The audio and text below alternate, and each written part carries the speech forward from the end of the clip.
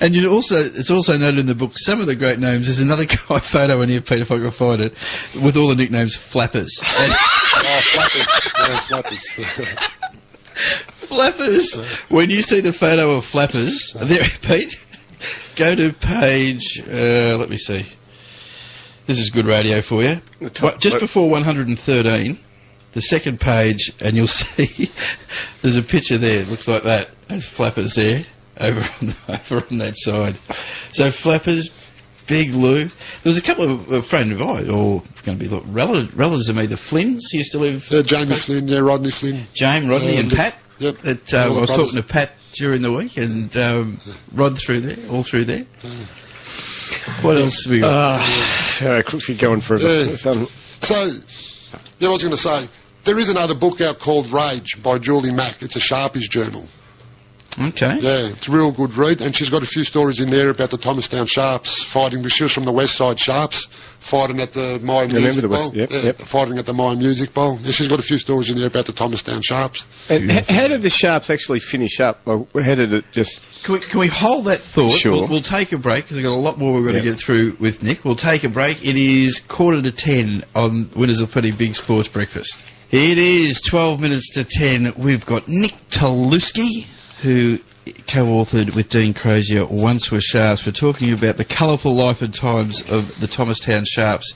Now, us guys, and remember, we're on everyone's side here. We've got no pressure. But we all come from down the softer part. The softer part. Well, no, but the Crivelli Street guys they were one of... they were a tough gang. Yeah. They were a tough gang? I think they had one or two blues with the Thomastown Sharps. Yeah, I can remember the Thomastown Sharps came... There's a big story, a big rumour about them coming down to... I was from East Preston, coming down towards Crivelli Street, but no one was going enough to go down. But Crivelli Street was only a street. There was not a lot of people that lived in that street. So I was always wondering how the Crivelli Street gang could actually have a gang. Yeah, no, they I were wasn't pretty going to big argue. No, they were pretty well known, the Crivelli Street. They were. And you mentioned in the book the guys at the Thomastown... And we're not glorifying violence by any stretch at one moment, but the Watsonia boys used to cop a fair kick. Yeah, the Thomastown Sharps all know it up in there, mate. They were always there, always. Even Big Louie went there and had a fight with the blokes in the army there, at the army barracks. At the barracks, sisters. At the barracks, yeah. I don't know, they didn't get along with Watsonia.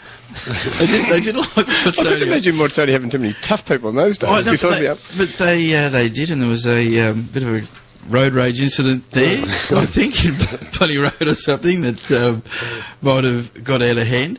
Now, the Tomo Bars was another place that they liked to go. The Sharps were always there, yeah. They were well groomed, weren't they, the Sharps, weren't they? They liked their hair done nicely and all that kind of stuff? Yeah, nice tight jeans, yep. Everything. Shoes. In some of the photos, they're all dressed up with moccasins they got around in. Yep. If you see some of the photos. Yeah. When they went to the Thomastown bars, they all go in their jeans. I couldn't imagine these guys wearing Speedos or boards. Some used to go in shorts, some in jeans. Yeah. They'd have cut-off jeans. They would have ripped their jeans, wouldn't they? And just footy shorts? Yeah, footy shorts. Some in jeans, but I remember them all going in their Thomastown Sharps T-shirts. Because they were in the book, as it said... When they first done the gang, it was white with the red at the back Thomastown Sharps, but they got into too much fights, too much blood, so instead of washing them all the time, they just said, stuff it, we'll have red ones with the white Thomastown Sharps. And you'll see in the book the T-shirts with the lettering, which everyone used to go down there to Northland or wherever it was. Stapled on. Pee-wee is another one in there? Pee-wee, it's Pee-wee. Yeah, I'm assuming Pee-wee was just a little bloke. Yeah, a little bloke. He was from Broady, Olsen Place, but he... become acquainted with the Thomastown Sharps and hung around with the Sharps. And was he a cheeky little bugger? He was. He was? He was. Him, Pee-wee, Murray. Yeah, that was... What about Psycho? How did he go? Psycho Pets. Yeah. He passed away a long time ago. Long time ago. His soul. Yeah. Interesting to see, looking at the train pictures, and they've all got the smokes out and cans of Fosters and BB, and just normal Saturday night out on the train. Yeah. How old was the average age? The average age... They look so young, don't they? At the back of the book, it's from the Herald. That's written from the Herald. It says age 15 to 19. Yes, a lot of them look about 15. So 15 to 19. the end of the Sharps, right? Reading in the book, it's almost like when it finishes, I go, no, I want to know more what happened. Now, there was a concert, an AC/DC concert at My Music Bowl, and there was a run-in with the...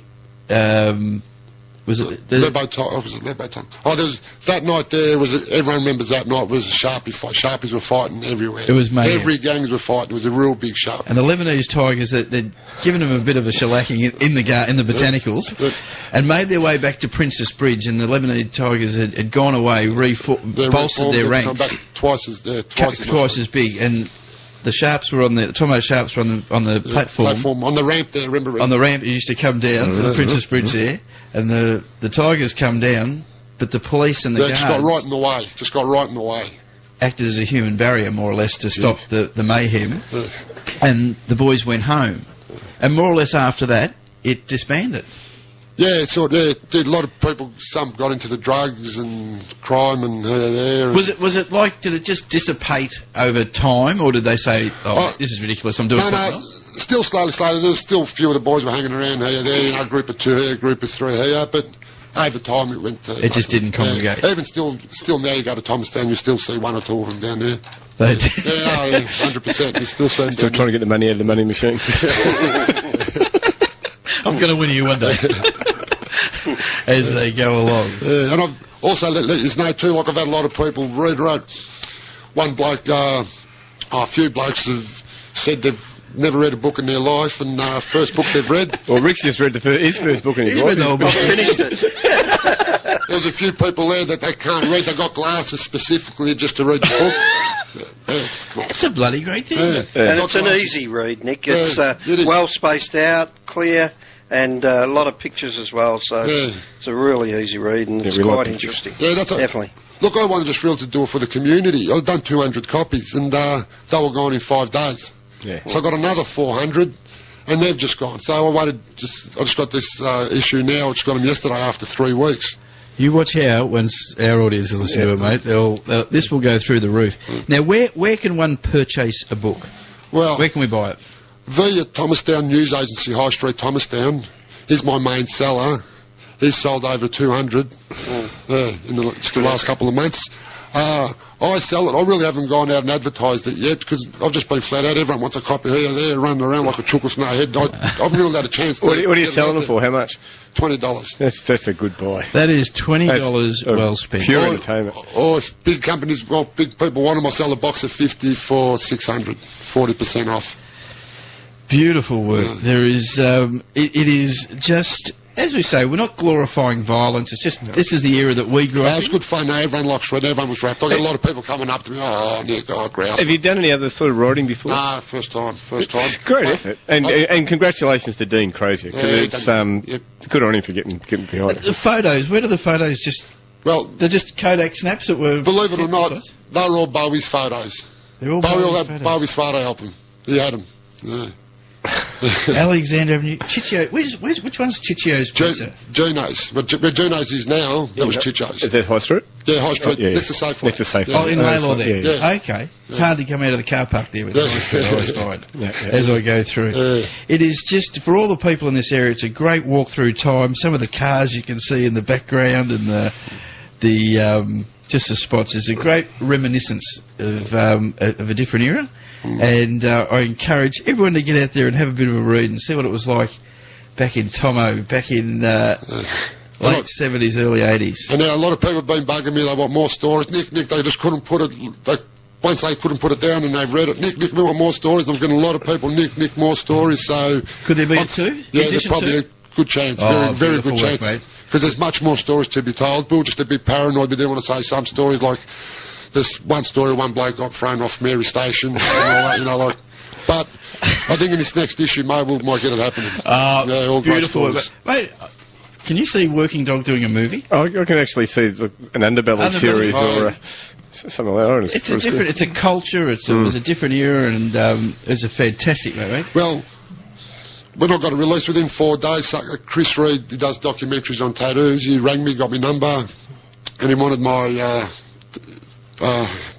If he could do a documentary on tattoos, and he wants to do it on the Sharps. So he wanted if I could have my permission to get use some of the stuff from the book.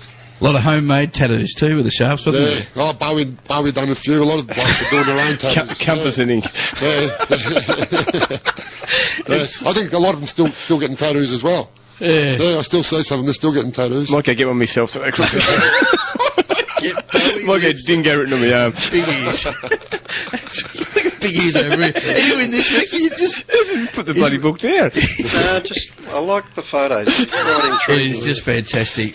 Thanks for coming today, mate. Thank you were you very saying much. there's what's the concert tomorrow? Oh, it's a City Sharps are releasing their CD launch. Mad. It's at 8 Luton Lane in Hawthorne. Okay. What time's it on? From 2 till 5. We'll be That's there. all. Sam Biondo, he's the main man there, and he's got all the connotops and he's got everything. Beauty. He's got the Skins and Sharps website if you get on it. Skins and Sharps. Skins and Sharps website. Oh, I think I'm going to have to get a Connie cardigan again.